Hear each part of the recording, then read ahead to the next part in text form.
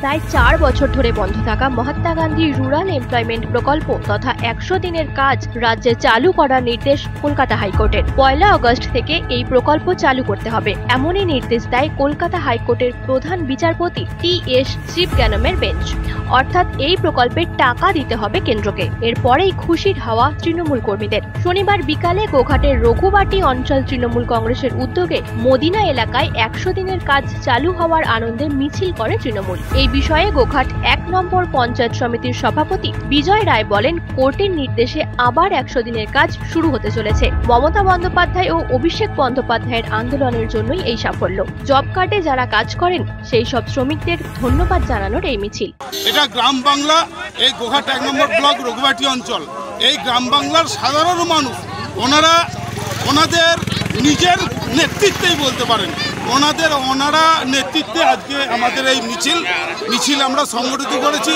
এই মিছিলের মূল উদ্দেশ্য বাংলার মুখ্যমন্ত্রী এবং অভিষেক ব্যানার্জিকে আমরা ধন্যবাদ দিতে চাই, যে আমরা একটাই বার্তা দিতে চাই যে মহামান্য আদালত যে রায় দিয়েছেন সেই রায়কে মান্যতা রেখে আপনারা এগিয়ে চলুন। প্রয়োজন হলে আমরা রক্ত দেব, তবু জব কার্ড আমরা বন্ধ হতে দেব না।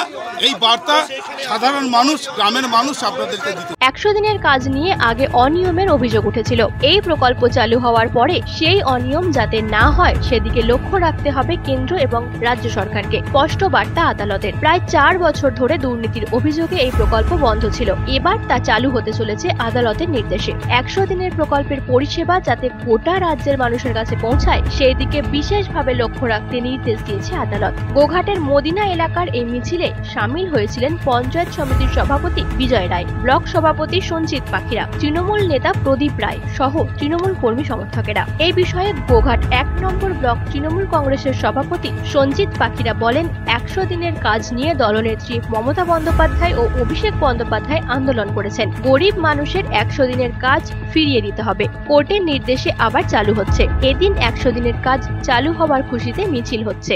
যারা বাংলা বিরোধী তারা বারংবার এই গরিব মানুষের 100 দিনের কাজ বন্ধ করে দেওয়ার প্রচেষ্টা চালিয়েছিলেন, কিন্তু মমতা বন্দ্যোপাধ্যায় আন্দোলন সংগঠিত করে এবং হাইকোর্টে বিচারপতিকে আবেদন করে আজকে সেই বিচারপতি আবেদনে মঞ্জুর করেছেন যে হ্যাঁ, প্রকৃতপক্ষে মমতা ব্যানার্জির যে বার্তা সেই বার্তাই সঠিক। গরিব মানুষের 100 দিনের কাজ ফিরিয়ে দেওয়া মানে গরিব মানুষের তাদের অর্থনৈতিক পরিকাঠামোকে চাঙ্গা করে দেওয়া। তাই আজকে গরিব মানুষের 100 দিনের কাজ ফিরে পেয়েছে বাংলার মানুষ।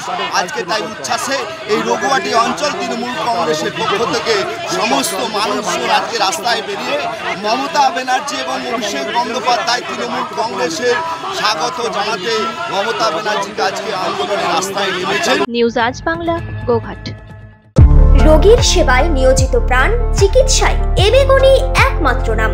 উন্নত চিকিৎসায় আরামবাগে স্বাস্থ্যসাথী মান্যতাপ্রাপ্ত হসপিটাল এমেগনি হসপিটাল।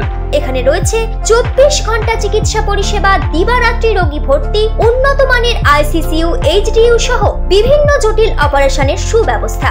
আমাদের ঠিকানা কোট রোড, আরামবাগ, হুগলি। যোগাযোগ 8640955066 অথবা 03211255222। এবেগুনি হসপিটাল, আপনার সুস্থতাই আমাদের সাফল্য।